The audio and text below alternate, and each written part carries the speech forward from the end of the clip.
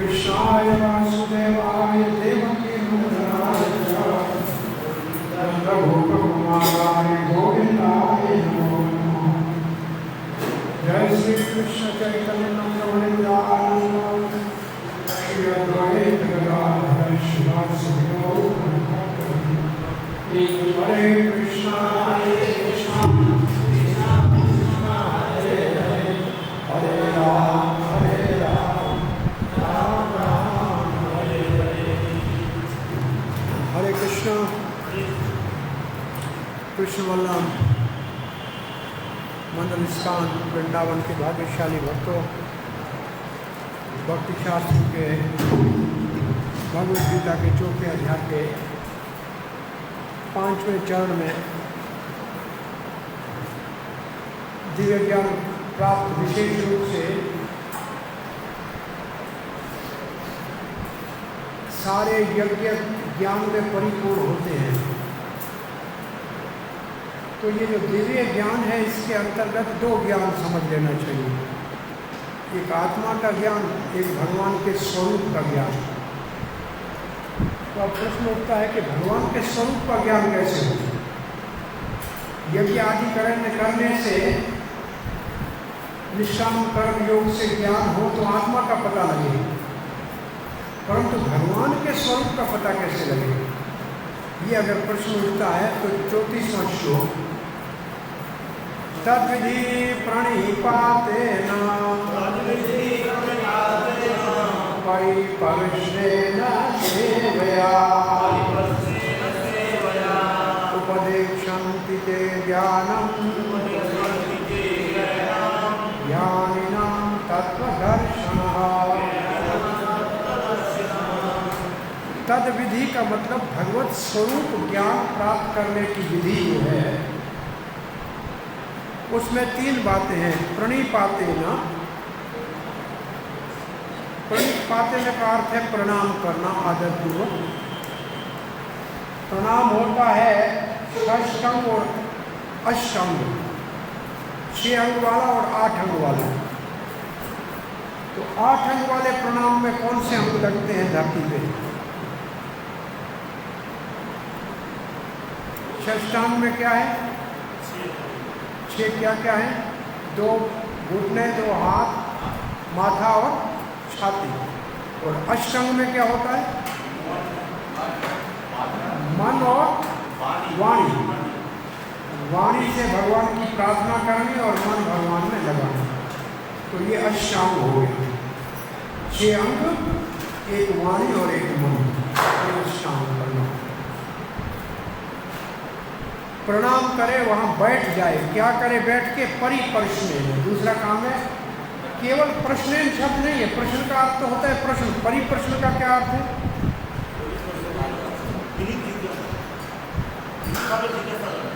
विनीत। परिप्रश्न का अर्थ है भगवत तत्व के विषय में प्रश्न, ट्रांसेंडेंटल इंक्वायरीज, परम सत्य के विषय में प्रश्न करना। ऐसे सामान्य संसारी प्रश्न नहीं, दिव्य ज्ञान के विषय में, भगवत तत्व के विषय में प्रश्न करना। और तीसरा है सेवया। सेवया के 2 भाग हैं। एक तो परिचर्या, गुरु की सेवा करना स्वयं व्यक्तिगत, और दूसरा सेवया का अर्थ है जो शिक्षा दे उसको जीवन में धारण करना। जैसे भागवत सेवया है, ऐसे सेवया उन्होंने जो शिक्षा दी है उसका भी धारण करें, और गुरु की व्यक्तिगत रूप से उसको मान नहीं किया, अमान करते हैं। हरे कृष्णा। तो 4थे अध्याय के अंतिम चरण में 34वें श्लोक से पढ़ने जा रहे हैं। तद्विधि प्रणिपातेन परिप्रश्नेन सेवया उपदेक्षन्ति ते ज्ञानं ज्ञानिनां तत्त्वदर्शिनः। तो विधि है भगवत स्वरूप ज्ञान प्राप्त करने की विधि है अष्टांग षष्ठांग प्रणाम करना, प्रणिपातेन। परिप्रश्नेन की परिभाषा क्या हुई? भगवत संबंधित प्रश्न, दिव्य प्रश्न, दिव्य स्थिति को प्राप्त करने के प्रश्न। सेवया के भी दो भाग, एक सेवा व्यक्तिगत गुरुजन की सेवा करना और दूसरा उनकी शिक्षाओं को जीवन में धारण करना। अब किसका शरण ले, किससे प्रश्न पूछे, किसकी सेवा करे, तो उसके लिए दो लक्षण है उसके। एक है ज्ञानी ना, एक है तत्व दर्शन। वो ज्ञानी है, इसका मतलब है उसने शास्त्र का अध्ययन किया है, वेद को जानता है, ये हुआ ज्ञानी। और तत्वदर्शी का अर्थ है अनुभवी, जिसने उस तत्व को अनुभव किया है। और तत्व, तो फिर तत्व जब शब्द आया तो आप तत्व वही ले लीजिए जो 9वें अध्याय में है और 9वें श्लोक में है। क्या तत्व है 9वें श्लोक में? जन्म कर्म च मे दिव्यम एवं यो वेति तत्वतः। तो भगवान के जन्म और कर्म के विषय में तत्व का दर्शन किया है, अनुभव किया है। ऐसे भागवत में श्लोक हैं 11-11-18 में, 11-11-18 भागवत में, कि केवल ज्ञान हो, अनुभव नहीं हो। तो ज्ञान होगा तो संशय का निवारण करेगा, ज्ञान होगा तो संशय का निवारण करेगा। शिष्य के हृदय में जो संदेह होगा उसका निवारण होगा ज्ञान से। परंतु अध्यात्म प्रगति के लिए अनुभव चाहिए, तो वो तत्व दर्शन जो है वो अनुभव का सूचक है। तो ये दो गुण है गुरु के, 3 है शिष्य के कार्य, 2 है गुरु के कार्य। और उपदेक्षन्ति ते ज्ञानम, आपको ज्ञान का उपदेश करेगा।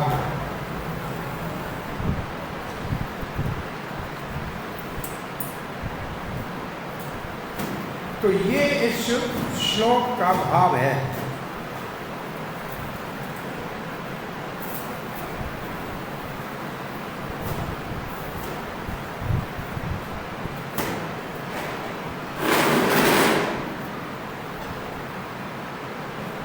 बलदेव विद्याभूषण कहते हैं अभी तक आत्मा के ज्ञान कर्मयोग और ज्ञान योग से बताया, अब भगवान अपने स्वरूप की भक्ति के विषय में कैसे ज्ञान प्राप्त हो वो बताने जा रहे हैं। और इस ज्ञान के लिए भक्तों का संग आवश्यक है।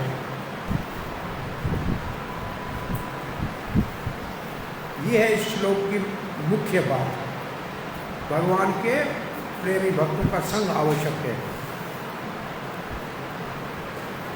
भगवत स्वरूप को अगर जानना है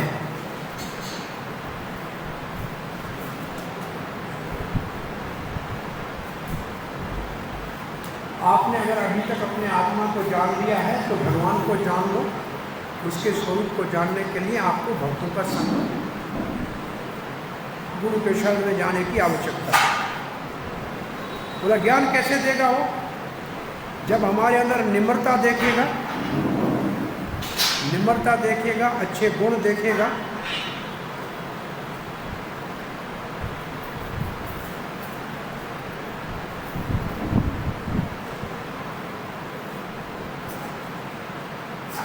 प्रणिपात का अर्थ बताया, दंडवत आदि प्रणाम करना। और सेवा का अर्थ है व्यक्तिगत सेवा करना और शिक्षा को धारण करना। और परिप्रश्न का अर्थ है भगवान के गुण, रूप और लीला के विषय में प्रश्न पूछना। अब तो बलदेव विद्याभूषण कहते हैं वो नहीं सिखाएंगे, क्योंकि उनको तो दुनिया से कुछ लेना नहीं है, साधु संत तो आत्मा राम है, वो काहे के लिए सिखाएंगे? ये प्रश्न उठता है, क्यों सिखाएंगे? तो कहते हैं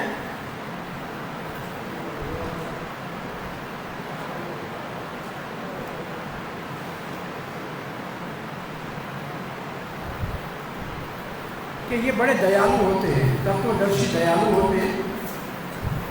जब देखते हैं कि ये भगवत तत्व को जानना चाहता है, निम्रतापूर्वक आया है और इसके जिज्ञासा जो है वो परम तत्व की है, तो वो कृपा करके शिक्षा देते हैं। श्रील प्रभुपाद जी लिखते हैं अपने पुस्तक को, अब खोल के देखिए।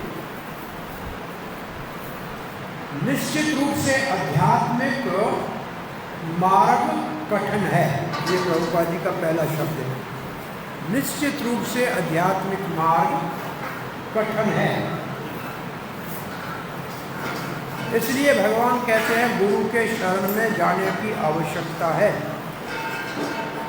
और गुरु के विषय में प्रभुपाद जी कहते हैं जो परंपरागत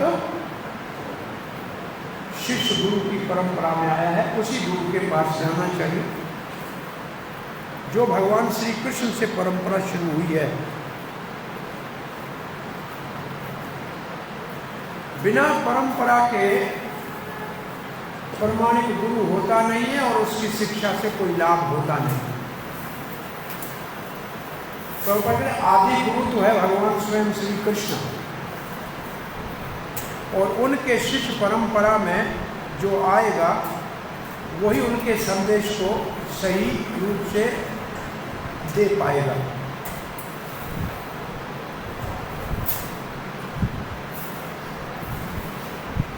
अब प्रभुपाद जी कहते हैं ऐसे नहीं करोगे तो लोग क्या करते हैं,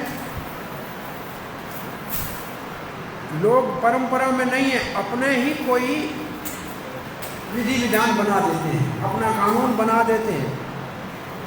एक प्रकार का मूर्ख धोखेबाजों ने एक प्रकार का ये फैशन बना रखा है कि प्रभुपाद जी बिना परंपरा के लोगों के विषय में क्या कह रहे हैं, वो लाइन देख लो। अपना ही मार्ग बनाते हैं, अपना ही रीति रिवाज बनाते हैं, अपनी पूजा का विधि विधान बनाते हैं, और ये फैशन हो गया है। बहुत से लोग ऐसे करते हैं, और है क्या, मूर्ख है और पाखंडी है। इनसे बचना चाहिए। इसलिए प्रभुपाद जी सावधान कर रहे हैं कि धर्म तो केवल भगवान ही देता है और परंपरा से ही जाना जा सकता है। कोई अपना धर्म और मतांतर नहीं बना सकता। धर्मार्थ साक्षात भगवत परिक्रम। अब दो और चीज़ें हैं जो हमको कभी भी सही ज्ञान नहीं प्राप्त होगा। दो चीज़ें क्या, मनोकल्पना, तर्क वितर्क से कभी भी कोई सही मार्ग पे नहीं चल सकता। तो ये तीन है नकारात्मक बातें। कौन ज्ञान नहीं प्राप्त कर सकता है? जो परंपरागत गुरु को बनाया जाएगा, जो गुरु ने अपना कोई मार्ग बनाया होगा, धर्म भगवान के धर्म को नहीं पालन करके अपना मनोकल्पना से, उससे कुछ नहीं मिलने वाला।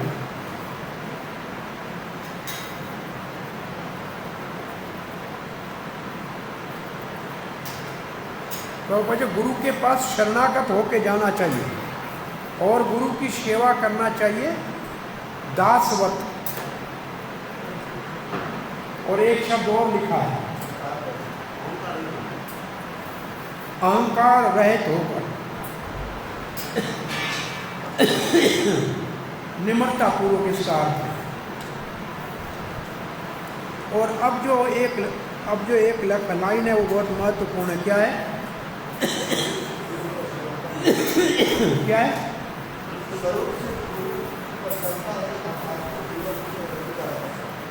आध्यात्मिक जीवन में सफलता का रहस्य है। क्या रहस्य है?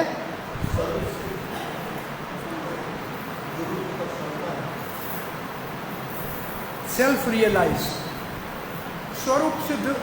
हिंदी वाले ने लिखा है तो आत्म साक्षात्कार से गुरु से तत्व गुरु की प्रसन्नता ही आध्यात्मिक जगत में सफलता और प्रगति का रहस्य है।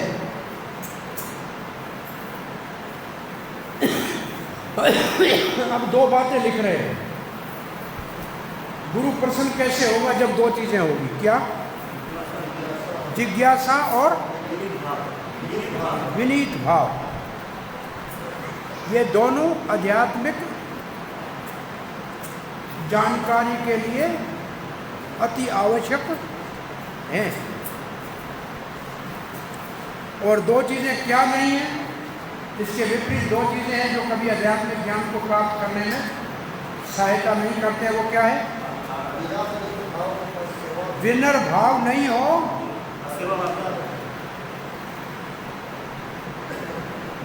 विनर भाव नहीं हो, शरणागति का भाव विनम्रता नहीं हो, तो फिर जिज्ञासाएं सफलता नहीं देगी।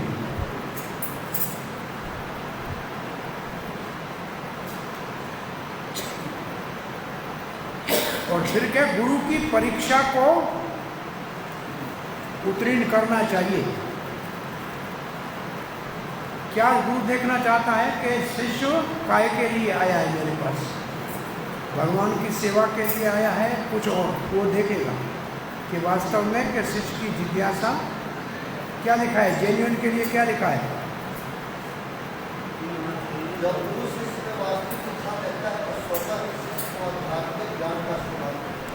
तो अगर हमारे अंदर गुरु देखेगा कि ये भगवत तत्व को जानने के लिए आया है तो वो प्रसन्नतापूर्वक बताएगा। अब दो चीज़ें और बताई हैं जिससे सावधान होना चाहिए, अंधविश्वास और वैरत के जिज्ञासा। तो ये इन दोनों की जरा परिभाषा बताइए। अंधविश्वास क्या है?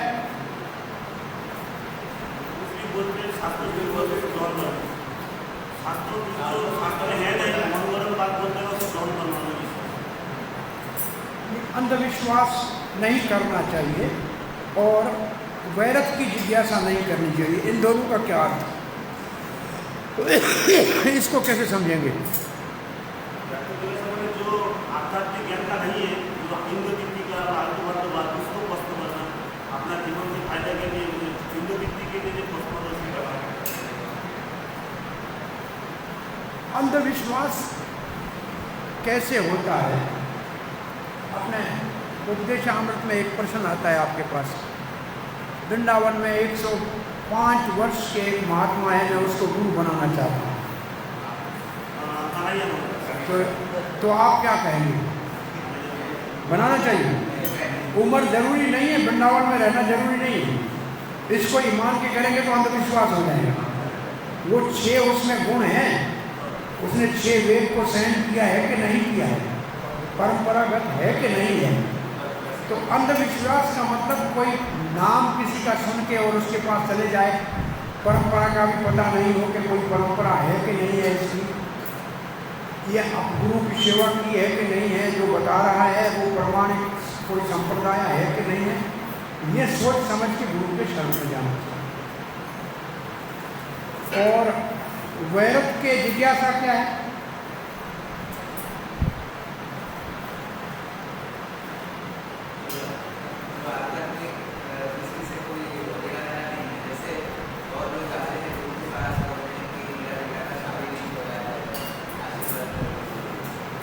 क्या बोला? जैसे लोग कहते हैं सत्संगता ये तो बिल्कुल वैरत की है, ये तो है ही नहीं इंक्वायरी में। पर ऐसे ही लोग पूछते हैं, कभी रावण की माँ का नाम क्या था? अब क्या गुरु से पूछने का, जाके किताब पढ़ लो। परीक्षा थोड़ी गुरु की ले ली है। और रावण के 10 सर थे, बैलेंस कैसे रखता था महाराज? बल्कि इधर 3 इधर 3 पीछे थे। ऐसे बहुत से मूर्ख प्रश्न होते हैं जिससे सुनने वाला ही परेशान होता है। कुछ बहुत से लोग पूछते हैं, ये ज्ञानियों के काम होते हैं, ऐसे काम करते हैं सामने वाले की परीक्षा लेने के लिए। एक महात्मा कहता था, मैं क्यों तुम्हें बताऊँ, तुम्हारे बाप का नौकर हूँ, तू शरणागत हो के आएगा सीखने तो सिखाऊंगा, नहीं तो तुम्हारे प्रश्न का उत्तर काहे के नहीं दूँ? ऐसे प्रश्न पूछे तो काहे के लिए उत्तर देने? इसका मतलब परीक्षा के भाव से प्रश्न न पूछे, पहली बात। अब आगे क्या लिखा है? बड़े निम्रतापूर्वक श्रवण करना चाहिए गुरु से। केवल इतना ही नहीं, सेवा से और समर्पण से पूर्ण रूप से जानकारी प्राप्त करनी चाहिए, साधन के विषय में और साध्य के विषय में। ये 2 शब्द जरूर जोड़िए, साधन और साध्य के विषय में। साधन का मतलब कैसे प्राप्त किया जाएगा और साध्य मतलब क्या प्राप्त करना है। साधन और साध्य के विषय में शरणागति और सेवा से निम्रतापूर्वक श्रवण करके गुरु जी से समझना चाहिए। पहली लाइन, गुरु से निम्रतापूर्वक सुनना चाहिए। अपने श्री प्रभुपाद जी महाराज अपने गुरुदेव भक्तिदान सरस्वती गोस्वामी महाराज श्री प्रभुपाद जी से मिले। यात्रा जा रही थी शेषाचार्य, तो सब लोग यात्रा में जा रहे थे ब्रजमंडल। बोला भक्तिदान सरस्वती महाराज नहीं जाएंगे, शाम को क्लास देंगे। प्रभुपाद जी रुक गए। दो तीन व्यक्ति थे, क्लास सुना, बात खत्म हो गई। कई साल बाद, उसके बहुत सालों बाद भक्तिदान सरस्वती गोस्वामी महाराज श्री प्रभुपाद आए इलाहाबाद में। तो गौरिया मठ वालों ने कहा कि ये अबे बाबू भिक्षा लेना चाहता है। बोला हाँ, इसको सुनने की इच्छा है, ये श्रद्धापूर्वक सुनता है, ये दीक्षा के योग्य है। तो सुनने का देखा गुरु ने कि इसकी सुनने में कितनी रुचि है। उस रुचि के अनुसार गुरु जी के हृदय में उतना स्नेह और प्रेम उसको समझाने के लिए आएगा। तो ये लाइन क्या लिखी है, दोबारा पढ़िए। केवल श्रद्धापूर्वक सुनना नहीं, परंतु स्पष्ट समझ, निम्रता और सेवा से, शरणागति और सेवा से, शरणागति और सेवा से, शरणागति सेवा और जिज्ञासा से साध्य, ये इसमें लिखा नहीं है लेकिन वो आप लिख लो, साधन और साध्य के विषय में समझना चाहिए।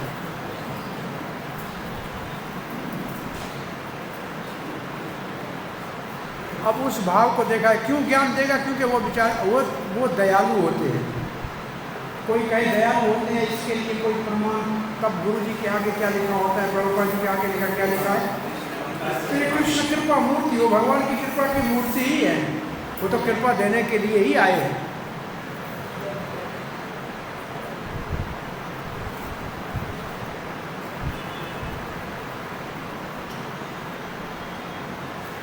पुनः प्रभुपाद जी उसी बात को फिर कह रहे हैं। क्या कह रहे हैं अंतिम में?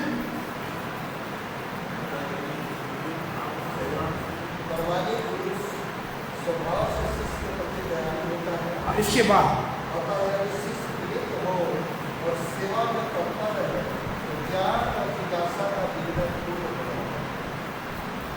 गुरु और शिष्य में जो आदान प्रदान होगा, शिष्य की जिज्ञासा और गुरु का दिव्य ज्ञान, उसके लिए दो चीज आवश्यक है। क्या आवश्यक है? निम्रता, शरणागति और सेवा। निम्रता, शरणागति और सेवा। श्री रूप गोस्वामी भक्ति रसामृत सिंधु के भक्ति के साधन में 64 अंगों में पहला अंग क्या लिखता है? गुरुपद आश्रय। गुरुपद आश्रय सबसे महत्वपूर्ण है। आदौ गुरुपद आश्रय है। तो अब इस श्लोक के ऊपर आपका एक प्रश्न है, क्वेश्चन बैंक में क्या है, देखो।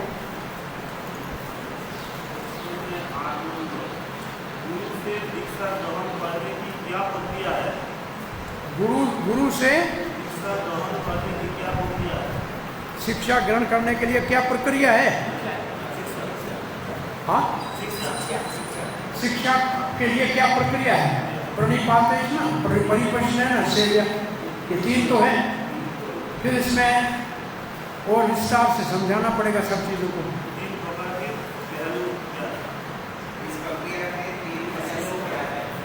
तीन मुख्य अंग क्या है? तीन मुख्य अंग तो ये है। इस प्रक्रिया के तीन पहलू क्या है?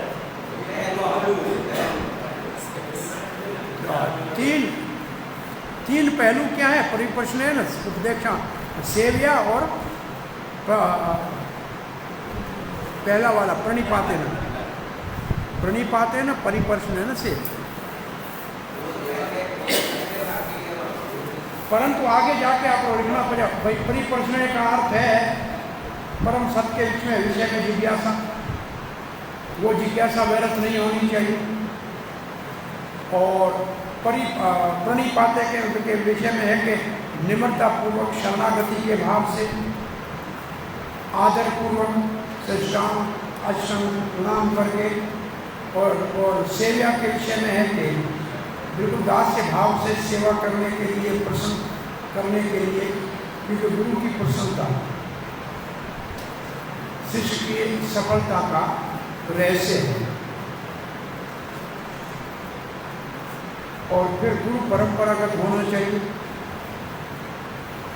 प्रमाणिक होना चाहिए। ये सब हमने जो पढ़े इसको लिखना है।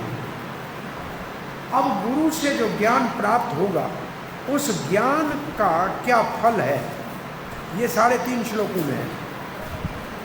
35, 36, 37 और 38 का आधार। गुरु से प्राप्त ज्ञान का फल। यज्ञात्वा न पुनर्मोहम् एवं यास्यसि पांडवा येन भूतानि अशेषाणि रक्ष्यसि आत्मने अथो मयि। यज्ञात्वा, इस गुरु से ज्ञान प्राप्त करने के उपरांत, न पुनर्मोहम एवं यास्यसि पांडव, हे अर्जुन पुनः कोई मोह में नहीं फंसेगा। तो अर्जुन कहेगा मोह क्या है? ये न भूतानी अशेषाणी, अशेष का मतलब क्या है? पूरे सारे के सारे। शेष का मतलब बचे, अशेष का मतलब कंप्लीट, पूरे सारे जीव, अनंत कोटि जीव, अशेष। दक्षसी, देखेगा, आत्मनि, उसकी आत्मा को देखेगा, उसके बाहर के 84 लाख शरीरों को नहीं देखेगा, वो शरीर की उपाधि को नहीं देखेगा, वो आत्मा को देखेगा। क्योंकि ये ज्ञान आत्मा के स्वरूप और परमात्मा के स्वरूप और दोनों के संबंध का ज्ञान है। अर्जुन, जो अब तुम समझ रहे हो कि ये सामने तुम्हारे रिश्तेदार हैं, गुरु हैं, तुम इनको वहीं मार रहे हो, ये शरीर की उपाधि है। और फिर इतना भी नहीं, सब जीवों को मुझ में देखेगा। इसका मतलब सारे जीव मेरे अंश हैं, मेरी शक्ति है, मैं इनका स्वामी हूं, ये दोनों को देखेगा। इसका अर्थ है कि ये दिव्य ज्ञान कैसा है? आत्मा के स्वरूप का, भगवत स्वरूप का और दोनों के संबंध का। आत्मा का स्वरूप है भगवान की सेवा करना। तो सारे जीवों में कोई अंतर नहीं, शरीरों में अंतर है, जीव आत्मा में तो अंतर नहीं। हाथी में, घोड़े में, कुत्ते में जो जीव है उसको देखेगा, बाहर के वेश को नहीं देखेगा। जैसे आदमी यहाँ 100 जा रहे हैं, आप कहेंगे ये आदमी जा रहे हैं, ऐसा नहीं कहेंगे ये पीले कोट वाला जा रहा है कि लाल कोट वाला है, ऐसा तो नहीं कोई कहता है ना। आदमी है तो आदमी है, वो सब जीव है। किसके हैं? भगवान के, वो मेरे हैं, ये भी आप जान जाओगे।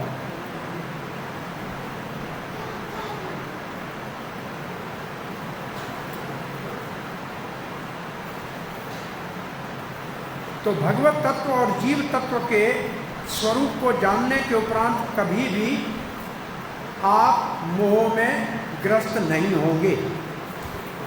जैसे अब आप मोह में ग्रस्त हैं शरीरों के आधार पर, ये फिर नहीं होगा। प्रश्न उठाते हैं बलदेव विद्याभूषण, क्यों मैं मोह में नहीं ग्रस्त होऊंगा? तो कहते हैं आप शरीर नहीं देखेंगे जीवों के, मानव है, देवता है, पशु है, पक्षी है, ये आप नहीं देखेंगे। आप सबके अंदर आत्मा को देखेंगे, ये उपाधि को नहीं देखेंगे। आगे भक्ति का, एक भक्ति की परिभाषा आपने पढ़ी होगी, भक्ति रसामृत सिंधु का एक श्लोक तो आप सबको याद है, आपने बताया था लास्ट टाइम। इस श्लोक के प्रमाण के लिए एक और श्लोक दिया हुआ है, सर्वोपाधि विनिर्मुक्तम तत्परे वरनेन ऋषिकेश सेवनम भक्तिर उत्तम। तो दोनों में बराबर समान है दोनों। दोनों के शब्दों में समानता है। तो यहाँ उपाधि विनुर्मुक्तम, आप उपाधियों से बच जाओगे, इसका मतलब ये ज्ञान भक्ति का है जो उपाधियों से बचा देगा। वो सारे शरीर कहाँ हैं? बोला भगवान में। कैसे? भगवान की शक्ति में। शरीर प्रकृति ने दी है और जीव भगवान का अंश है, तो दोनों ही तो भगवान के हो गए ना। प्रकृति भी भगवान की, जीव भी भगवान का। ऐसे आप देखें।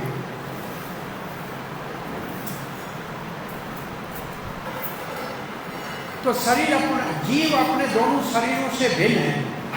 तो जीव के दो शरीर कौन से हैं? स्थूल और सूक्ष्म। उन दोनों से जीवात्मा अलग है, ये आपको समझ में आ जाएगा। जीवात्मा सूक्ष्म और स्थूल शरीर से भिन्न है, अलग है। पहला तो ये समझना है।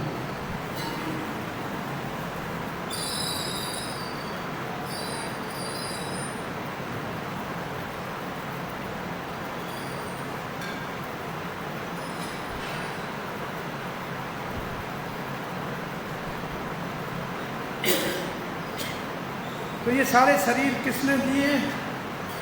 बोला अपने कर्मों से जीवों ने देव नेत्र से ग्रहण किए।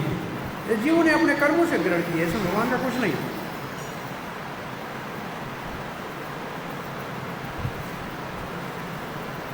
परंतु अगर वो भगवान की भक्ति, भगवान ने दिए है ना, ये शरीर किसने दिए? कोई कहे तो भगवान ने दिए। क्यों दिए? कर्मों के काम दिए। तो जो कर्मों के काम शरीर दे सकता है, वो भक्ति करने से मुक्ति भी तो दे सकता है ना। अब आप ये जान जाओगे कि जो शरीरों को देने वाला है वो मुक्ति भी दे सकता है। भक्ति से मुक्ति दे देगा और भोग से शरीर मिलते हैं। तो ये बात समझ में आ जाए। और ऐसे जो समझ जाएगा उसका पतन नहीं हो। आप प्रभुपाद जी लिखते हैं,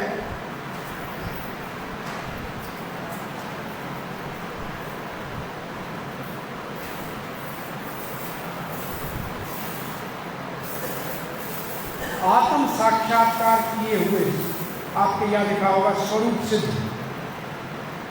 स्वरूप सिद्ध लिखा है ना हिंदी में? हाँ, पता नहीं इस शब्द के ऊपर मेरे को थोड़ा, गुरु के लिए तो ठीक है, पर सबके लिए स्वरूप सिद्ध बहुत ऊपर का स्तर है। गुरु के लिए तो उचित है, परंतु सामान्य लोगों के लिए स्वरूप सिद्ध, सेल्फ रियलाइजेशन का मतलब आत्म साक्षात्कार। और स्वरूप सिद्ध हमारी भाषा में है कि कृष्ण की सेवा में हमारा क्या स्वरूप है। क्या स्वरूप है? तो दास का स्वरूप है, वो तो ठीक है, परंतु सखा भाव में मित्र है कि वात्सल्य भाव में है, दास्य भाव में, वो अपना स्वरूप सिद्ध करना। ये आपने भक्ति सामर्थ्य सिंधु के भाव और प्रेम के स्तर के ऊपर अपने स्वरूप का पता लगता है भाव में, और कृष्ण से क्या संबंध है, उस लीला में कहाँ हमारा प्रवेश है, उसका अनुभूति होती है। ये भाव कैसे प्रकट होता है? स्वरूप प्रकट होता है भाव के बाद। भाव के उदय होने के बाद स्वरूप की अनुभूति होती है। तो भाव तो सबके हृदय में, वो प्रकट कैसे होता है? आपने भक्ति सामर्थ्य सिंधु, साधन भक्ति से होता है, परंतु दो चीजें और चाहिए। कृपा चाहिए। किसकी? वहां लिखा दोनों कृपा। भाव कैसे होगा? भगवत कृपा से या भक्त कृपा से। तो भक्त क्या कृपा करेगा या भगवान क्या कृपा करेगा, क्या देगा जिससे भाव उत्पन्न हो? वो तो दिया, साधन तो कर रहे हैं, और क्या देगा जिससे भाव उत्पन्न होगा? संवित और हलादीनी शक्ति। पढ़ा था?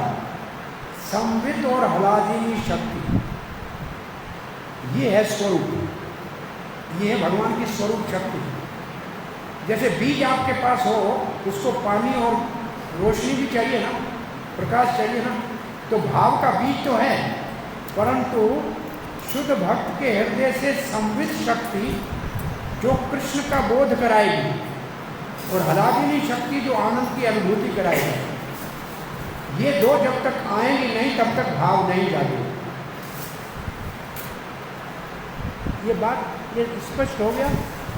इसलिए भक्तों से हमेशा कृपा करो मांगते रहना चाहिए। कभी उसके हृदय से ये दो शक्तियाँ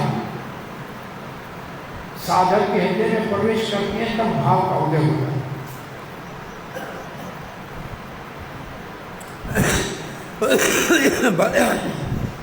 भाव के उदय होने के ऊपर 6 गुणों में से 2 और गुण कौन से जल्दी आ जाते हैं?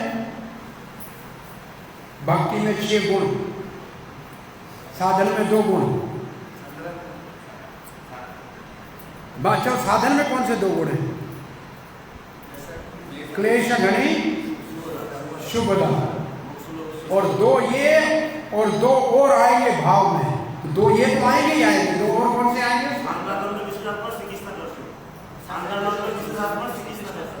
ये तो है प्रेम के स्तर। मोक्ष लघुति करता और सुदुर्लभा, सुदुर्लभा मोक्ष लघुति करता, ये भाव में आएंगे। और प्रेम में आएंगे तो 2 और इसके ऊपर आ जाएंगे, साधारण विशेष आत्मा और परिज्ञा वो पूरा नहीं हो गया, वो इसके साथ मिलाते चलना है, इसके साथ मिला के चलो। क्योंकि भगवत गीता भगवत तत्व को बता रही है और भक्ति सामृत सिंधु भक्ति करके उसको प्राप्त करने का साधन बता रही है। तो भगवत तत्व को समझने के लिए साधन साथ साथ चलना चाहिए। तो श्री प्रभुपाद जी लिखते हैं, अब बात आई थी स्वरूप सिद्ध के ऊपर से, तो आत्म साक्षात्कार किया हुआ व्यक्ति जब ज्ञान देगा तो यथारूप से हम समझेंगे, विशेष रूप से क्या समझेंगे कि जीव भगवान श्री कृष्ण के नित्य अंश है। ये प्रभुपाद जी पहले जीव के स्वरूप का वर्णन कर रहे हैं। ये पहली लाइन में है, देखो जीव के स्वरूप का जानकारी आत्म साक्षात्कार किए हुए व्यक्ति से प्राप्त होती है, ये बात। और इसके विपरीत जो कृष्ण से अलग कोई चीज जानता है उसको क्या बोलते हैं? इस तक किसी का अस्तित्व कृष्ण से भिन्न माना जाए तो उसको कहते हैं माया, या उसका अर्थ क्या है? जो नहीं है। माया के काम क्या है?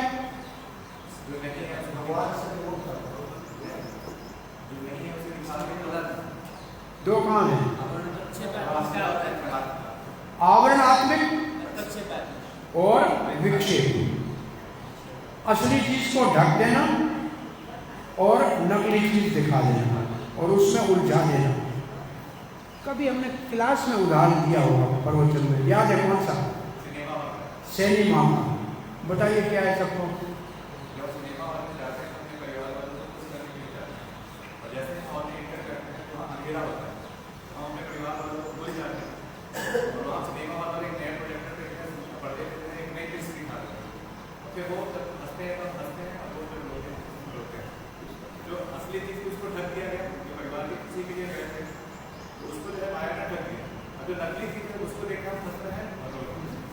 अंधकार कर दिया तो अपने रिश्तेदार तो भूल गए जो साथ आए थे, और जो दिखा रहे 3 घंटे वो सत्य तो नहीं है, लेकिन हम उसके साथ जुड़ गए, अपने भूल गए। माया का यही काम। भगवान हमारे साथ में आया है, हमारे हृदय में बैठा हुआ है, उसको तो माया ने छुपा दिया। और दुनिया के अंदर इतने सारे रिश्ते नाते दुकान मकान, और उसमें फंसा दिया कि हम भगवान को ये माया का काम। ऐसे किया कि नहीं किया? माया सबके साथ, सबको माया ने मुश्किल में डाल दिया कि नहीं? भगवान को भुला दिया, दुनिया को दिखा दिया। अब ये मेरा कमरा है, ये मेरा खटिया है, ये मेरा सब में लगे हुए कि नहीं? भगवान मेरा है ये तो भूल गए। इसलिए एक बात पहले याद करो, भगवान मेरा है। ये बात एक पक्की हो जाए तो समस्याओं का समाधान हो। दुनिया के रिश्ते तो इस जन्म के, भगवान का रिश्ता तो अनंत अनादि काल से। उस रिश्ते को भूल के संसार के रिश्तों में फंसना ही माया है। अब प्रभुपाद जी आगे लिख रहे हैं,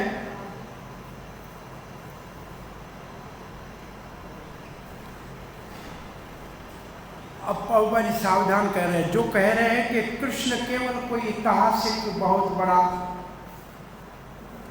व्यक्ति है अथवा निराकार से प्रकट हुआ है,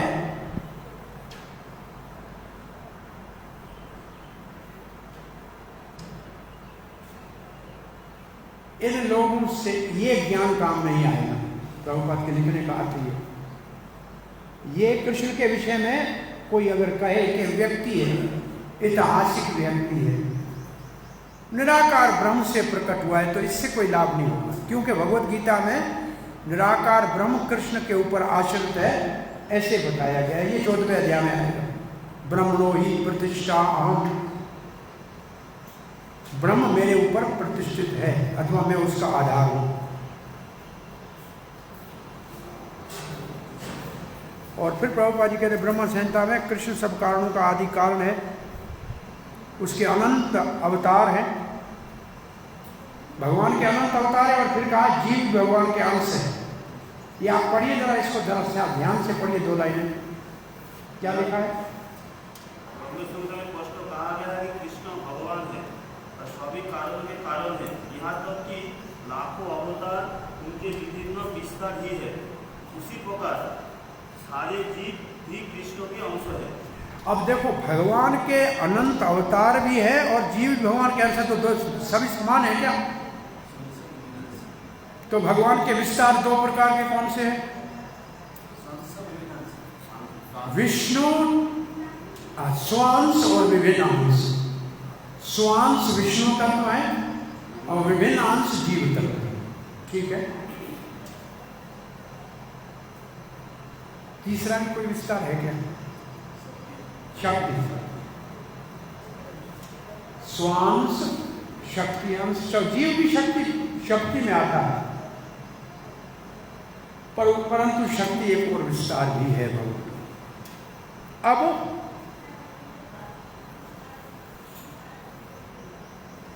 मायावादी क्या कहते हैं? भगवान कृष्ण एक से बहुत हो गए तो कृष्ण का अपना अस्तित्व समाप्त हो गया।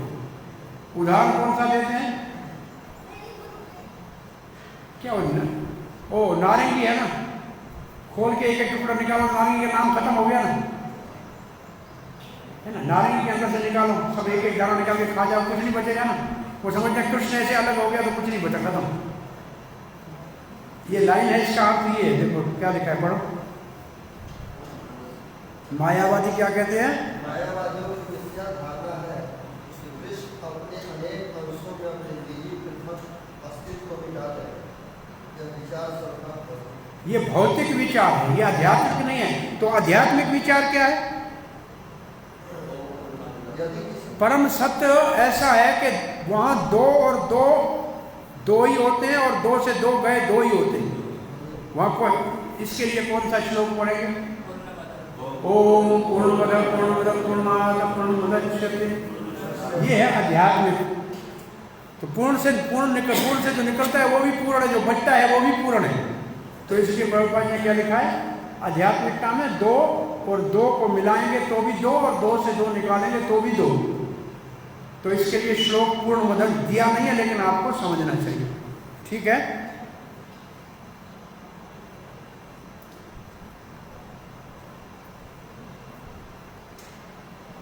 ऐसे हमारे को अगर पर्याप्त मात्रा में परम सत्य के विषय में विज्ञान प्राप्त हो जाएगा तो फिर मोह में नहीं पड़ेंगे। किसी चीज को कृष्ण से भिन्न नहीं समझेंगे। हम भले भगवान के विभिन्न अंश हैं, परंतु हैं तो भगवान के, उनसे भिन्न नहीं है। शरीर जो अलग है ये माया ने दिया है। लिखा है, जब क्या लिखा है? माया ने अलग अलग शरीर दिए, क्योंकि प्रकृति ने दिए, इसलिए माया के शरीर है। परंतु हम तो कृष्ण के सेवक हैं। हमारा उद्देश्य क्या है? हमारा अस्तित्व और उद्देश्य क्या है? कृष्ण की संतुष्टि। लिखा है। अब प्रभुपाद जी कहते हैं माया के कारण ही अर्जुन अपने संबंधियों के अस्थायी शरीरों को अपना मान रहा था। ये लाइन बहुत महत्वपूर्ण है जो प्रचार के लिए और अपने अपने अनुभूति के लिए। इस लाइन 2 लाइन को पक्का पढ़िए। अर्जुन ने सोचा कि उसके स्वजनों से उसका क्षणिक शारीरिक संबंध कृष्ण के शाश्वत आध्यात्मिक संबंधों से अधिक महत्वपूर्ण है। ये लाइन बहुत बड़ी महत्वपूर्ण है आपके व्यक्तिगत भक्ति में प्रगति के लिए भी और प्रचार के लिए भी। कैसे लग रहा है इसको? कृष्ण के साथ हमारा शाश्वत संबंध है, उसके ऊपर संसार के क्षणिक संबंधों को महत्व देना मूर्खता है ना। ये बात अपने लिए भी बहुत महत्वपूर्ण है, अपने आध्यात्मिक प्रगति के लिए भी और दूसरों को प्रचार के लिए भी बहुत महत्वपूर्ण है। कुछ तुम्हारा संसार में कब से संबंध है? इससे अभी से है ना। भगवान से कब से संबंध? नित्य, वो कब सनातन है। भगवान कहते सनातन है जीव मेरा, तो उसको क्यों भूल जाए? उसको भूलना मूर्खता है, ये माया है। ये लाइनें 2 बहुत अपने व्यक्तिगत आध्यात्मिक अनुभूति के लिए और प्रचार के लिए बहुत महत्वपूर्ण है।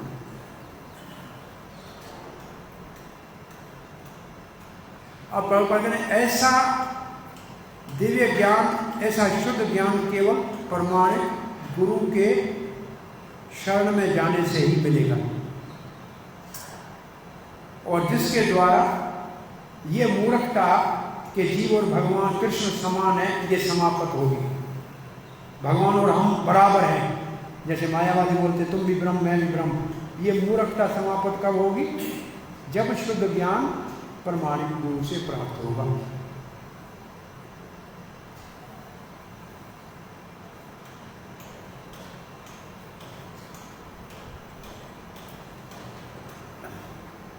पूर्ण ज्ञान परमात्मा श्री कृष्ण का ये है कि वो सबका आधार है।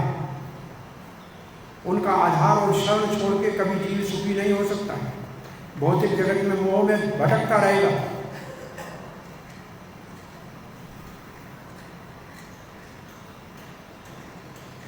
और इसलिए अलग अलग शरीरों में भगवान को भूल जाता है। परंतु ऐसे भूला भटका जीव पुनः अगर कृष्ण की भावना में आ जाए तो वो मुक्ति के मार्ग के ऊपर आ गया समझना चाहिए। अब मुक्ति की परिभाषा दी जा रही है दूसरे स्कंद भागवत के 10वें अध्याय के 6ठे श्लोक में। मुक्ति की परिभाषा आप सबको आनी चाहिए। ये 2 लाइन याद हो जाए तो अच्छी है। मुक्ति हित्वा यथा रूपम स्वरूपेण व्यवस्थितः। अन्यथा रूप को त्याग कर अपने स्वरूप में स्थित होने को मुक्ति कहते हैं। अन्यथा स्वरूप का मतलब अपने आप को देवता समझना, मानव समझना, पशु समझना या ब्राह्मण क्षत्रिय वैश्य समझना, ये उसको भूल कर छोड़कर स्वरूप में स्थित होना का मतलब मैं नित्य कृष्ण दास हूँ। हमारे जीते जी मुक्ति के लिए चैतन्य महाप्रभु ने एक मंत्र कौन सा बताया है?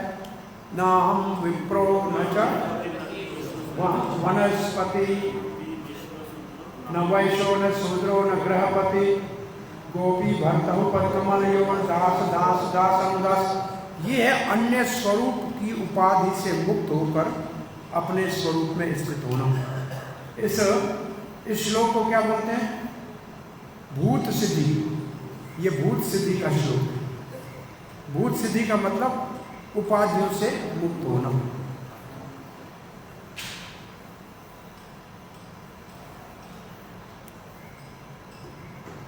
अब हम 36वें श्लोक में जा रहे हैं। ज्ञान प्राप्त का फल, गुरु से ज्ञान प्राप्त का फल। अपि चेदसि पापेभ्यः सर्वेभ्यः पापकृतं सर्वं ज्ञानफलवैनैव वृजनं संतरिष्यसि।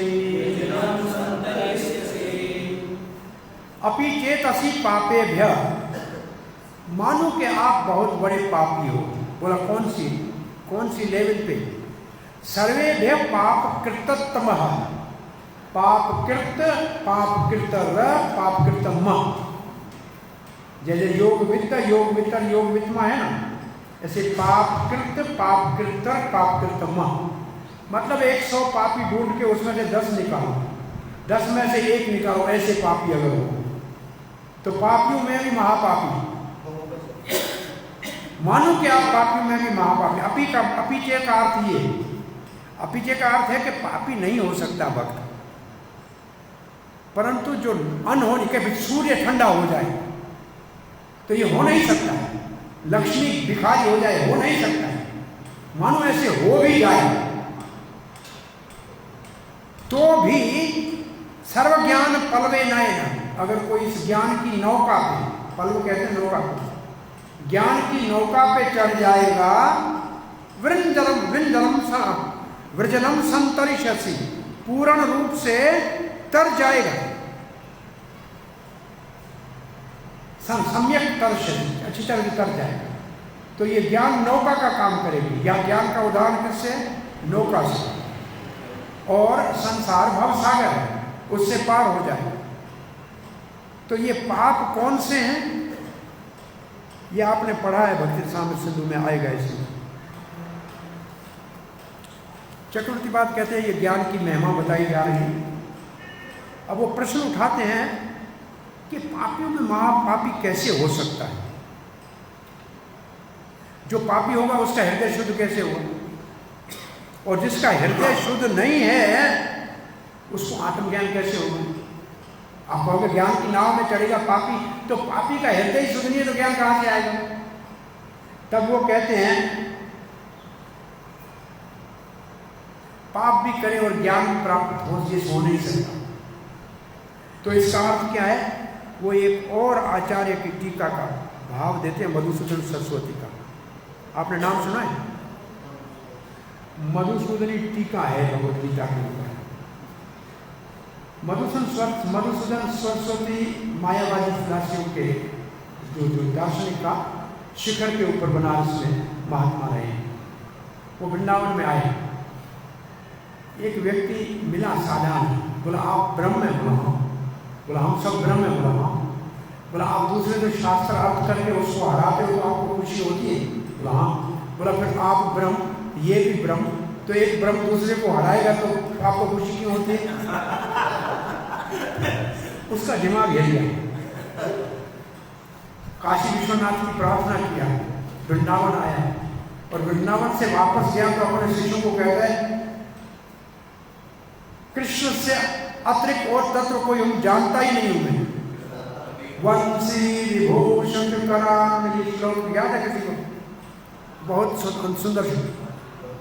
वंशी विभूषण, जिसके हाथ कर और आनंद, मुख के ऊपर पीतांबर पहना हुआ है, इसके अतिरिक्त और कोई तत्व मैं नहीं जानता।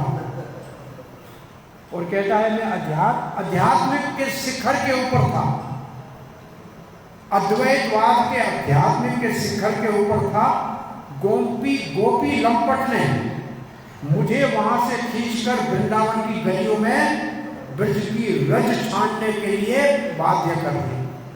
उसके अपने ये शब्द है, वो लिखता है कि अपी शब्द जो है, अपी चेत शब्द, इसका अर्थ है असंभव। परंतु असंभव संभव हो जाए तो भी ज्ञान टाल देगा, लेकिन पापी नहीं होता है। अब शिव प्रभुपाद जी इस पाप के लिए क्या लिखते हैं?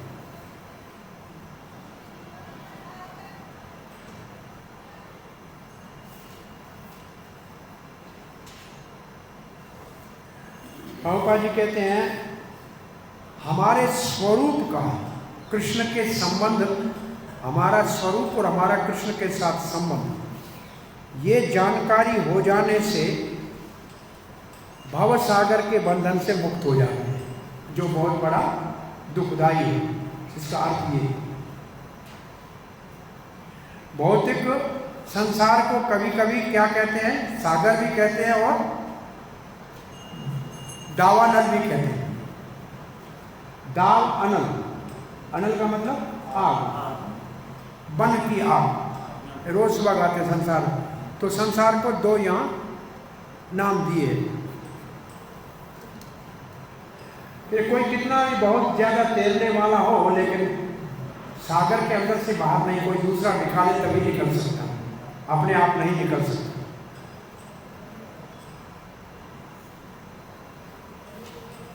अब प्रभुपाद जी क्या लिखते हैं, स्वयं भगवान से जो ज्ञान प्राप्त होता है वो ही मुक्ति का मार्ग है। या गुरु की बात नहीं लिख रहे हैं, क्या लिखा जाए, लिखा है नहीं? भगवान से प्राप्त, हाँ, भगवान से प्राप्त दिव्य ज्ञान मुक्ति का मार्ग है। तो गुरु का काम क्या है, उसी ज्ञान को हमको दे। तो गुरु जो ज्ञान देता है भगवत गीता का, वो किसका ज्ञान है?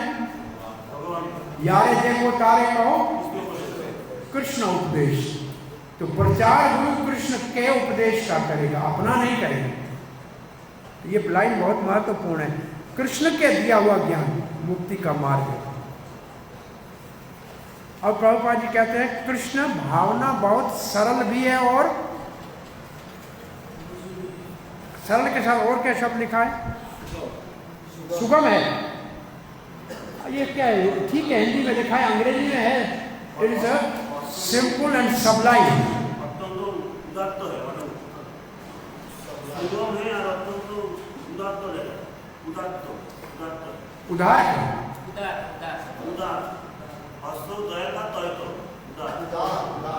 उधार। सबलाइन का अर्थ क्या है? Simple and सबलाइन।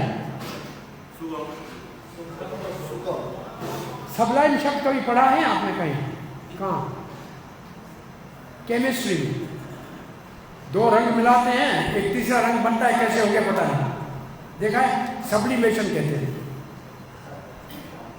इसका मतलब गुरु के पास जाओ, हरे कृष्णा मंत्र देगा, जपो, आपके जीवन में परिवर्तन होगा, आपको ही पता नहीं लगेगा। दुकान छूट गया, मकान छूट गया, घर छूट गया, परिवार छूट गया, ऐसे पता लगता है? पता ही नहीं लगता है।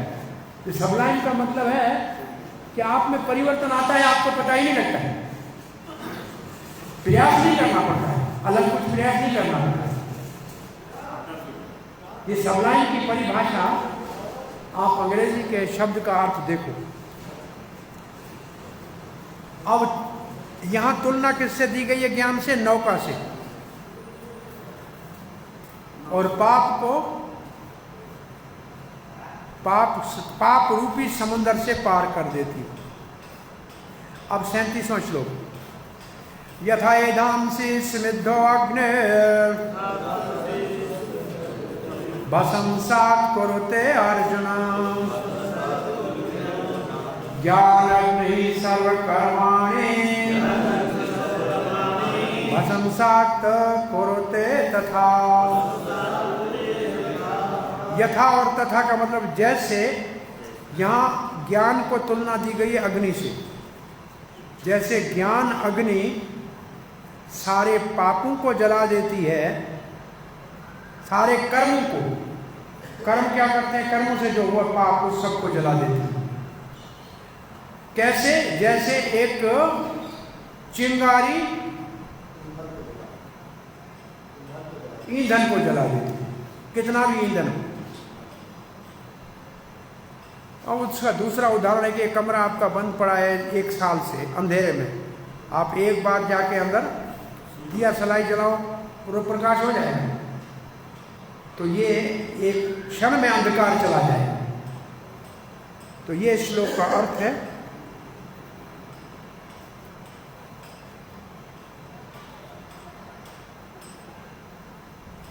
अभी बताया गया कि सारे पाप, जो पाप के फल थे, वो ब्रह्म विद्या से नाश हो गए। इस श्लोक में कहा जाता है पाप नहीं, पुण्य विनाश। सर्वकर्माणि लिखा है ना, पाप पुण्य दोनों का नाश। पहले सिर्फ अभी पापे कहा था, अब सर्वकर्म कह दिया, क्योंकि पाप और पुण्य दोनों बंधन का कारण है। ये विद्या, ये जो दिव्य ज्ञान है, ये पाप पुण्य दोनों को जला देता है। जैसे ईंधन को आग जलाती है। क्यों? बोला सारे ही पाप जला देगा, केवल एक बचेगा। वो कौन सा है? प्रारब्ध। सब आचार्य ने इस बात के ऊपर गए, प्रारब्ध को छोड़कर।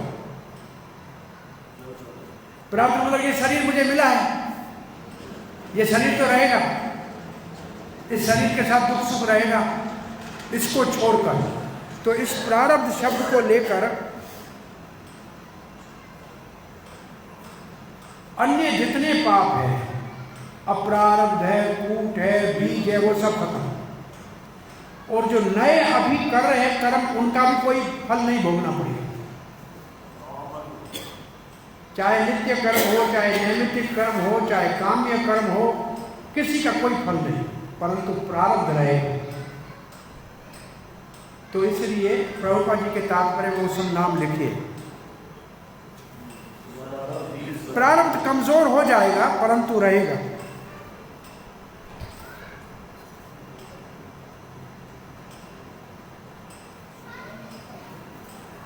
श्रुति में लिखा है कि दोनों प्रकार के कर्म नाश हो जाते हैं। ब्रह्म साक्षात्कार से, आत्म स्वरूप में आने से पाप पुण्य दोनों नाश हो जाते हैं।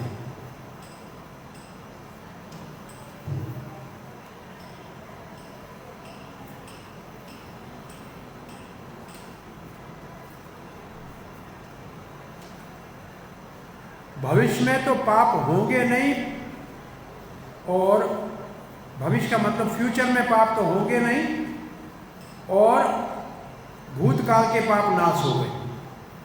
वेदांत सूत्र में भी ऐसे लिखा है।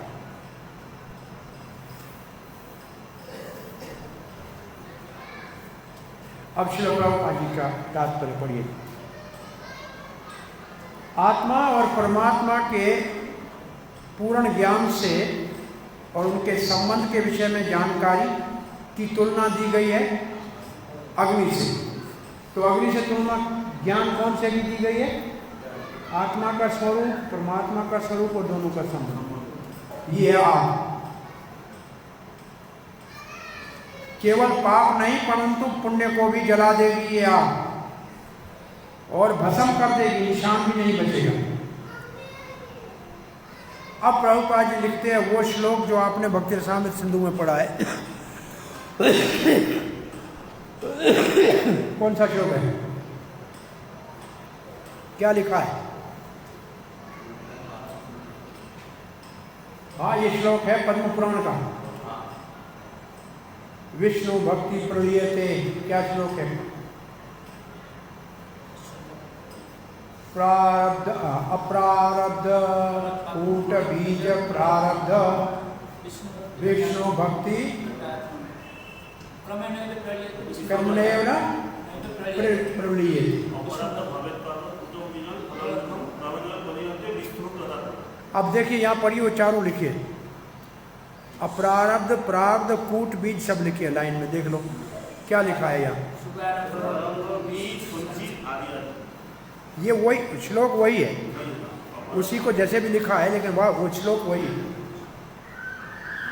अच्छा, वो सब एक समय में कैसे नाश होंगे? कहाँ से शुरू होंगे? अप्रारब्ध से शुरू होंगे। पहले अप्रारब्ध जाएगा, फिर बीज जाएगा, फिर कूट जाएगा, कूट जाएगा, बीज जाएगा, फिर प्रारब्ध तक। तो कितना टाइम लगेगा? कैसे? पत्तों में ये जीव गोस्वामी का तात्पर्य है। 1000 पत्ते हैं, सुई डालो जाएगी एक एक से, लेकिन आ जाएगी 1 मिनट के अंदर, टाइम नहीं लगेगा।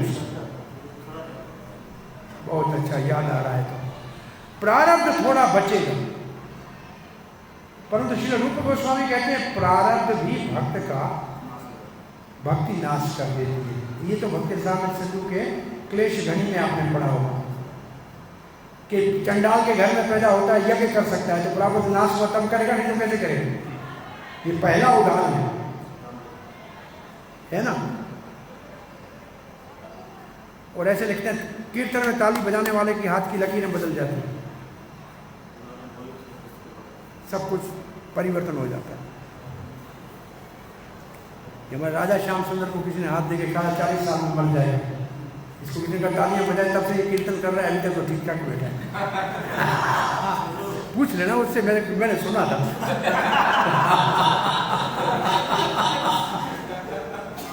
ये पता लगे तो सारा दिन लोग हरे कृष्ण बोले लोग।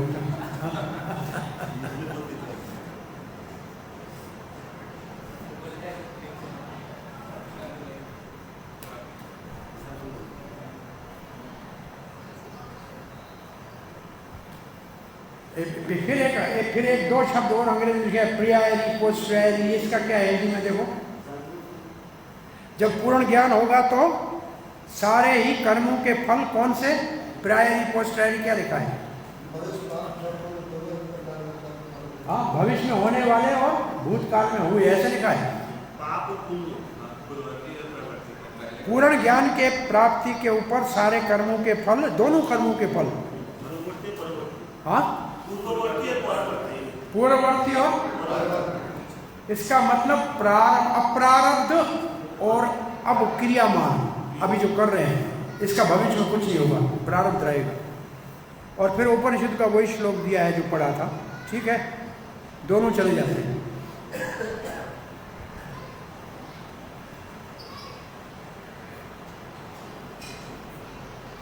ये शरीर है, ये तो नाश नहीं करेगा ना।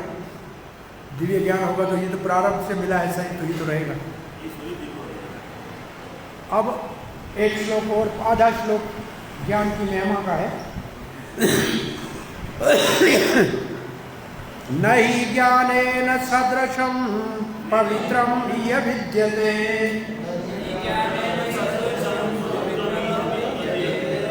तत्स्वयं योग संसिद्धिं कालेन आत्मनि विन्दते। नहीं ज्ञानेन सदृशम, ज्ञान के समान, पवित्र इह विद्यते, इस जगत में ज्ञान के समान पवित्र करने वाला और कोई साधन नहीं। तप नहीं, यज्ञ नहीं, कोई और साधन नहीं, दान नहीं। इसका मतलब ये तत् स्वयं योग संसिद्ध। यहाँ ये योग कौन सा है? ये योग है आचार्यों की टीका में कर्म योग, निष्काम कर्म योग, क्योंकि ज्ञान उसी से उत्पन्न होता है। प्रभुपाद जी के भाव में भक्ति, क्योंकि कर्म योग भक्ति के पास है, निष्काम कर्म। तत् स्वयं योग संधि, वो व्यक्ति जो निष्काम कर्म कर रहा है कृष्ण सेवा के लिए, कालेन आत्मनि, समय के साथ, कुछ ही समय में।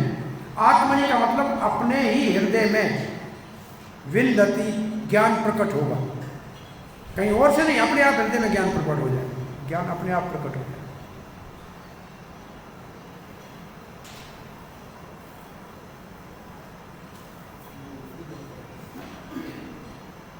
इस ज्ञान के समान और कोई तपस्या आदि कोई इसके समान नहीं है। ये ज्ञान सब पापों को नाश करने वाला है और सबके लिए ये उपलब्ध है। और ये कैसे ज्ञान प्राप्त होता है? निष्काम कर्म की पूर्णता के ऊपर। कहाँ होता है? आत्मा में। केवल संन्यास आदि लेने से नहीं, दिखावे से नहीं, आत्मा में अपने आप होता है। लिखा है आचार्य ने, संन्यास से नहीं, क्योंकि ज्ञानी सन्यासी, ज्ञानी माना सन्यासी, संन्यास नहीं भी लेगा, आत्मा में प्रकट होता है। योग, तपस्या, अन्य कोई साधन इतना उनकी तुलना ज्ञान से नहीं की जा सकती, चक्रवर्ती पाद लिखते हैं। और ज्ञान हर एक प्राप्त भी नहीं कर सकता है। ये तो निष्काम कर्म योग की पूर्णता के ऊपर स्वयं हृदय में प्रकट होता है।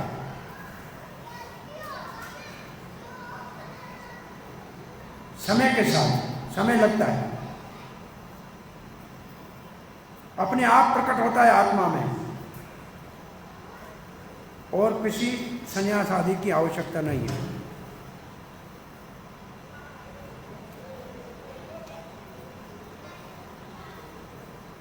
प्रभुपाद जी कहते हैं, जब हम ज्ञान की बात करते हैं, दिव्य ज्ञान की बात करते हैं, तो उसका अर्थ है आध्यात्मिक ज्ञान। इसके समान, फिर यहाँ सबलाइन शब्द है, इसके समान पवित्र और शुद्ध, शुद्ध तो पवित्र के लिए हुआ, और क्या शब्द है? उदात्त रहता है। हाँ, as such there is nothing so sublime and pure as transcendental knowledge. फिर sublime आया, क्या लिखा है? उदार,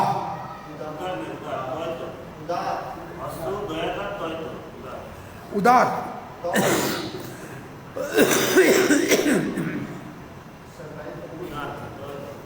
उधार है लिखा, उदार लिखा है, उदार, उदार, उसका अर्थ क्या? उसको भी नहीं आता था, लिख दिया है उदार। इसका इसका ढूंढो, सबलाइन का अर्थ ढूंढो अच्छी तरह से। एक है ऊंचा, उत्तम, बड़ा, उत्कृष्ट, बड़ा, परम, उदार, पूजनीय, विस्मयकारी। विस्मयकारी ज्यादा लगता है, सबको विस्मय में डाल देगा। ये कल बदमाश था, आज भक्त कैसे बन गया? और क्या? उसने उदात्त निकाल दिया, उसको एक आ गया, वो उदात्त लिख दिया। एक शब्द के 14 अर्थ होते हैं, कौन सा यहाँ लगेगा पता नहीं। अब रासलीला में रमा लिखा है, तो वहाँ लक्ष्मी तो नहीं होगी ना, तो राधा रमण, राधा का रमण, रमा, रमा यहाँ राधा के साथ आएगी, तो कृष्ण के साथ तो राधा आएगी, और रमा का लक्ष्मी तो नहीं होगा। हाँ, उदार, प्रभावशाली, प्रभावशाली, आश्चर्यजनक, आश्चर्य शब्द भी था। एक है विस्मय, विशिष्ट है, भव्य, प्रौढ़, प्रसिद्ध, प्रभावशाली, पूजनीय, परम, ऊंचा, उन्नत, उदार, उत्तम, अवर्णनीय। अवर्णनीय, अवर्णनीय जो वर्णन नहीं किया जाता। अवर्णनीय, अवर्णनीय भी शास्त्र, अवर्णनीय, इसके समान न कोई शुद्ध है, नहीं विस्मयकारी। अच्छा शब्द है, लोगों को आश्चर्य होता है कि ये आदमी ऐसे बदल कैसे गया, ये मृगारी ऐसा भक्त कैसे बन गया। ये वर्ड बैठता है, ये शब्द बैठता है। दो कम से कम 1-2 शब्द मिला के कुछ बनाओ अच्छा शब्द इसके लिए। ये जिसने लिखा है उसको मालूम नहीं है शब्द क्या होता है, उन्हें ऐसे ना देख दिया डिक्शनरी।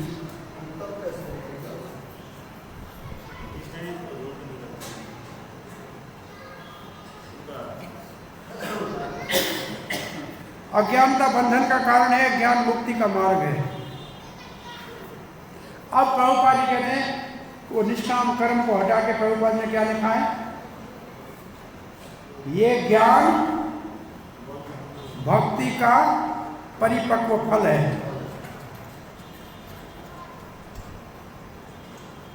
और जब ये ज्ञान प्राप्त हो जाए धीरे, तो फिर कहीं शांति के लिए और भटकने की आवश्यकता नहीं, फिर अंदर में अपने आप शांति प्रकट हो जाएगी।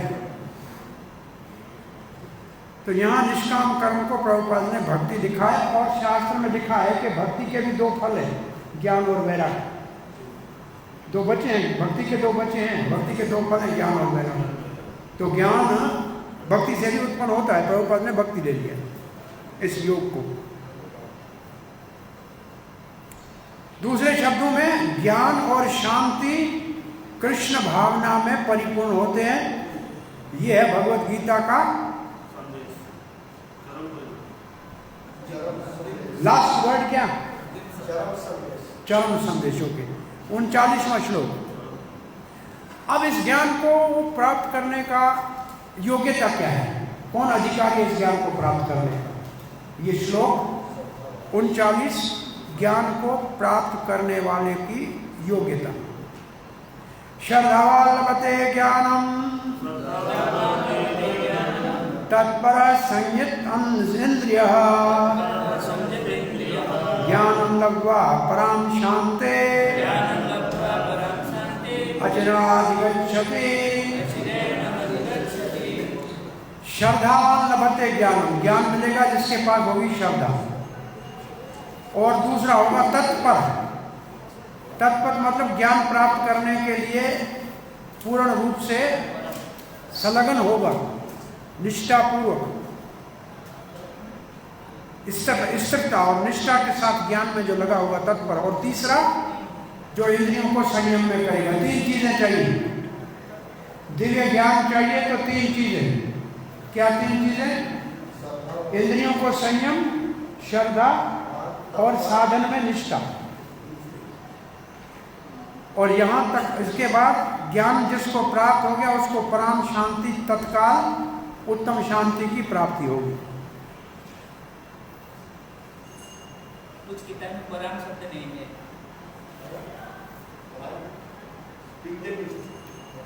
तो श्रद्धा किसके ऊपर होनी चाहिए? श्रद्धा की क्या परिभाषा है?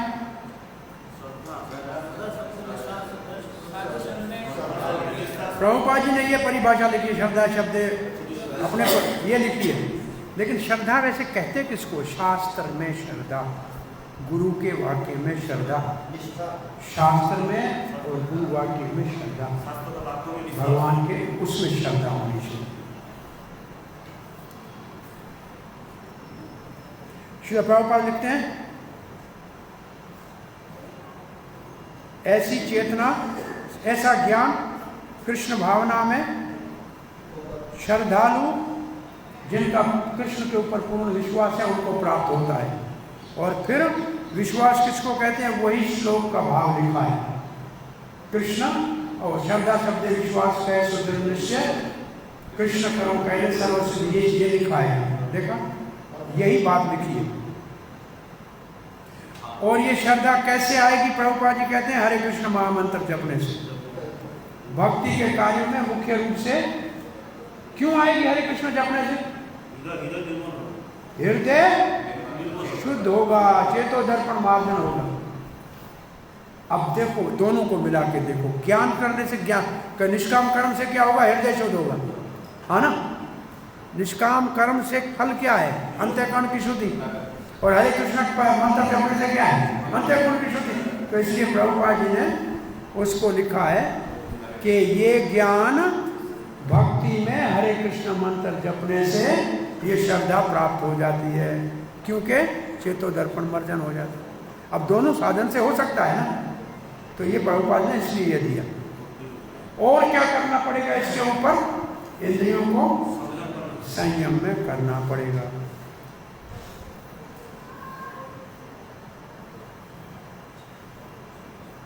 तो देर नहीं लगेगी, जल्दी ज्ञान मिल जाएगा। अब किसको नहीं मिलेगा? कौन आने अधिकारी है? अज्ञश्च श्रद्धानश्च संशयात्मा विनश्यति, नायं लोकोऽस्ति न परो न सुखम संशयात्मनः। पहला है अज्ञानी, उसको नहीं मिलेगा ज्ञान। यहाँ अज्ञा का अर्थ है शास्त्र को न जानने वाला, पशु स्तर का व्यक्ति। शास्त्र को न जानने वाला पशु स्तर का व्यक्ति। और अश्रद्धाना, शास्त्र को जानता है परंतु उसके ऊपर श्रद्धा नहीं। बड़े बड़े प्रोफेसर पढ़ लेते हैं संस्कृत को, लेकिन कृष्ण की बात के ऊपर श्रद्धा नहीं। तो शास्त्र तो आता है, ज्ञान है, परंतु श्रद्धा नहीं। ये हुआ दूसरा। श्रद्धा भी है परंतु संदेह है कि पता नहीं इससे मिलेगा कि नहीं मिलेगा कृष्ण। श्रद्धा है परंतु संशय है। तो ये तीन हैं, एक दूसरे के साथ ऊपर जाएंगे। अज्ञा, अश्रद्धा और संशय, इनको ज्ञान नहीं मिलेगा। और इन तीनों में कौन सा सबसे ज्यादा भयानक है? संशय। उसको न इस जन्म में और न आने वाले जन्म में क्या मिलेगा? सुख नहीं मिलेगा। और क्या नहीं मिलेगा? इस जन्म में और दूसरे जन्म में सुख नहीं मिलेगा। क्या क्या और नहीं जाएगा इसका?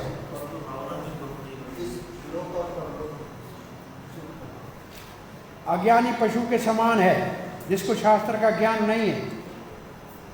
फिर ये तीन बात है, ज्ञान है परंतु श्रद्धा नहीं है, श्रद्धा है परंतु संदेह कि ये रास्ता हमारे को मंजिल पे पहुंचाएगा कि नहीं, गंतव्य स्थान है कि नहीं।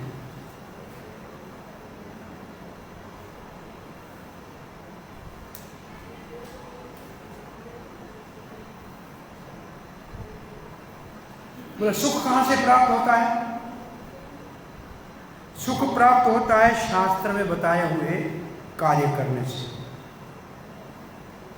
क्योंकि आप 16वें अध्याय में पढ़ेंगे, शास्त्र विधिम उत्सर्जया यजन्ते काम कार्त न सिद्धिम न सुखम न परम गति। जो शास्त्र के विरुद्ध काम करेगा उसको न सुख मिलेगा, न परम गति मिलेगी और न सिद्धि मिलेगी। तो सुख किससे मिलता है? शास्त्र के मर्यादा में रहने से।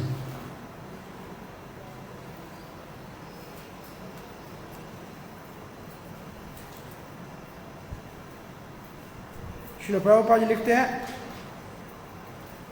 बहुत से प्रमाणिक शास्त्र है परंतु भगवत गीता सब में श्रेष्ठ है।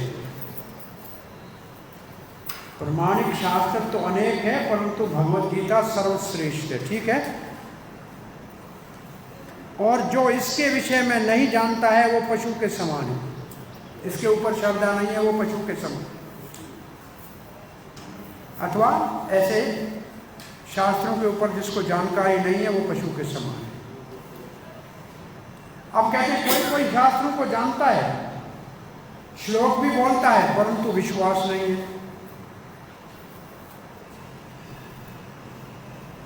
और किसी को शास्त्र के ऊपर विश्वास है, भगवत गीता के ऊपर विश्वास है, परंतु भगवान श्री कृष्ण की पूजा नहीं करता है।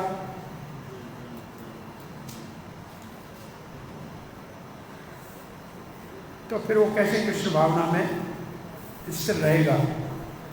पतन हो जाएगा। जिसको संदेह है वो सबसे ज्यादा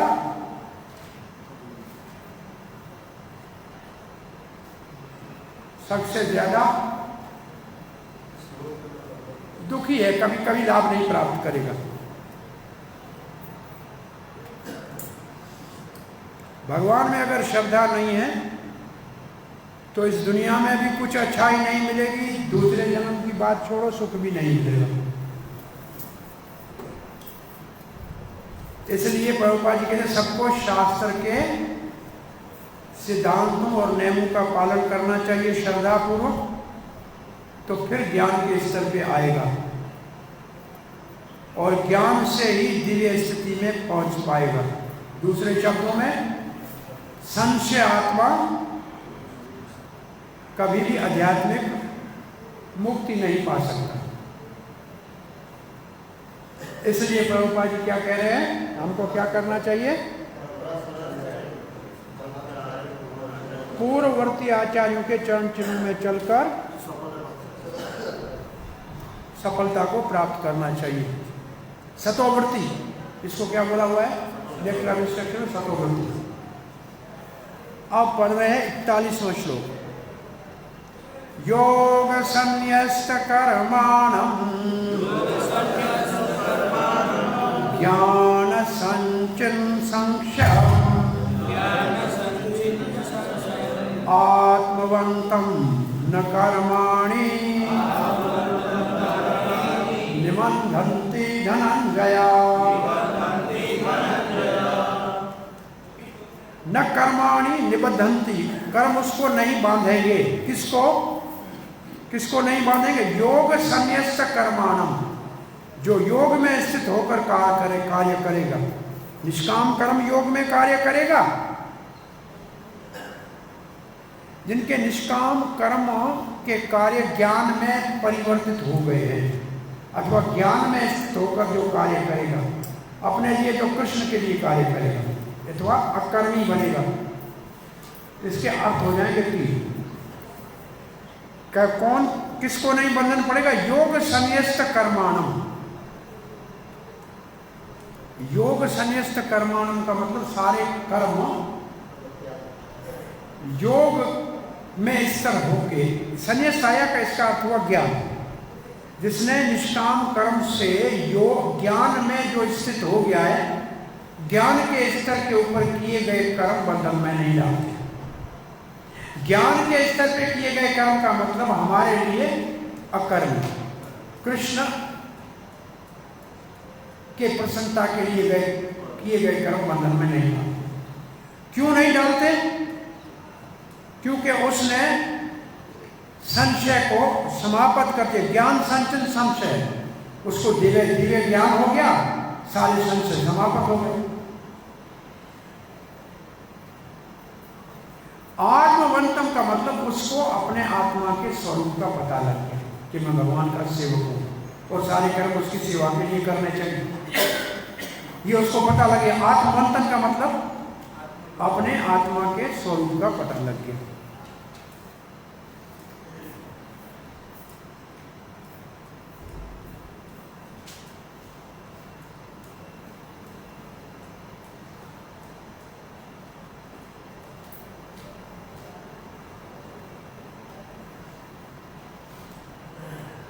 चक्रवर्ती प्रकाश कहते हैं कि इस श्लोक से पूर्णाहुति इस अध्याय की हो रही है।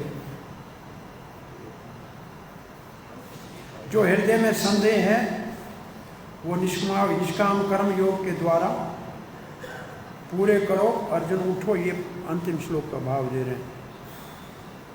श्रील प्रभुपाद जी लिखते हैं, जैसे भगवत गीता की शिक्षाएं यथारूप भगवान श्री कृष्ण ने दी है, उसके ऊपर अगर कोई चलेगा, उसका अनुशीलन और पालन करेगा, तो निस्संदेह दिव्य ज्ञान को प्राप्त करेगा। ये पहली लाइन है ना? हाँ, निस्संदेह दिव्य ज्ञान श्री कृष्ण यथारूप भगवत गीता के उपदेश को पालन करने से हो जाएगा।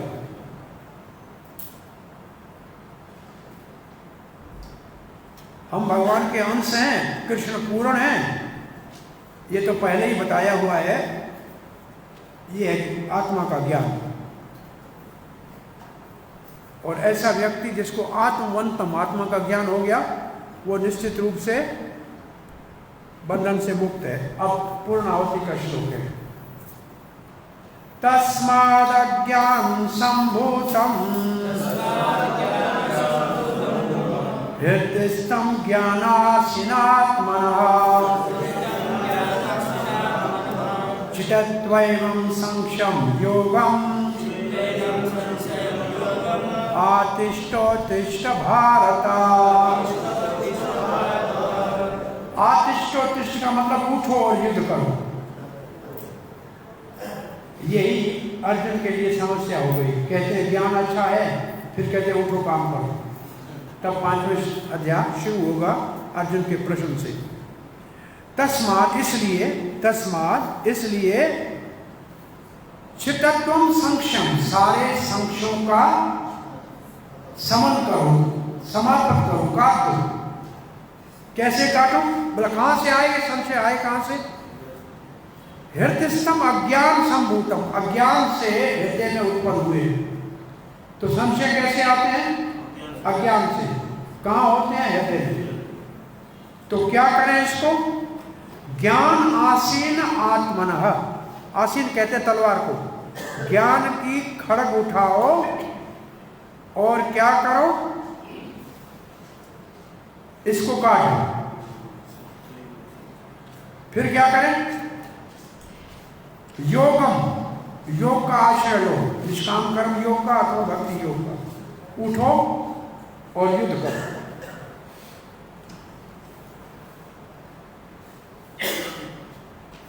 ज्ञान की तलवार हाथ में लेकर हृदय में जो अज्ञान के कारण संशय हैं आत्मा के विषय में, उनको छिन्न भिन्न कर लो।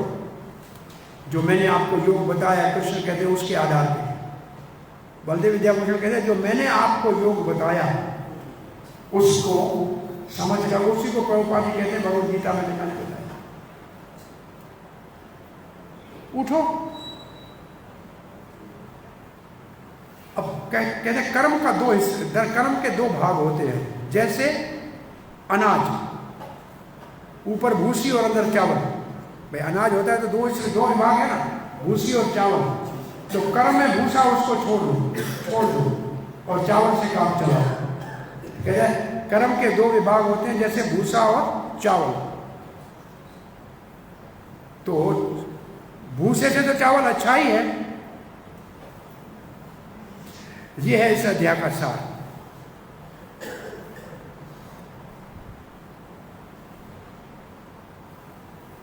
तो यहां नैष्कर्म्य के स्तर पे पहुंच जाएंगे। श्रील प्रभुपाद जी का तात्पर्य है भक्ति विनोद ठाकुर के तात्पर्य के आधार के ऊपर। इसके हैं 4 विभाग। आज नहीं कथा करेंगे इसकी, तो आपका टाइम हो गया। इसके 4 विभाग हैं, 2 प्रकार के यज्ञ। इस अध्याय का पूरा सारांश है और ये लंबा है। और उसके 4 विभाग हैं। यज्ञ का उद्देश्य, पहला विभाग आध्यात्मिक ज्ञान के 2 स्तर, भगवान के दिव्य गुणों की जानकारी, और यज्ञ का दूसरा स्तर। ये 4 विभाग और ठीक तरह से दिव्य ज्ञान को प्राप्त करना। ये 5 विभाग है, आज नहीं करेंगे क्योंकि ये थोड़ा सा। और किसी ने भक्ति विनोद ठाकुर की टीकाओं को बता दिया? दोनों कहीं से हाथ करके लाओ भाई। हरे कृष्णा। आपका कोई प्रश्न जिज्ञासा है तो पूछिए, नहीं तो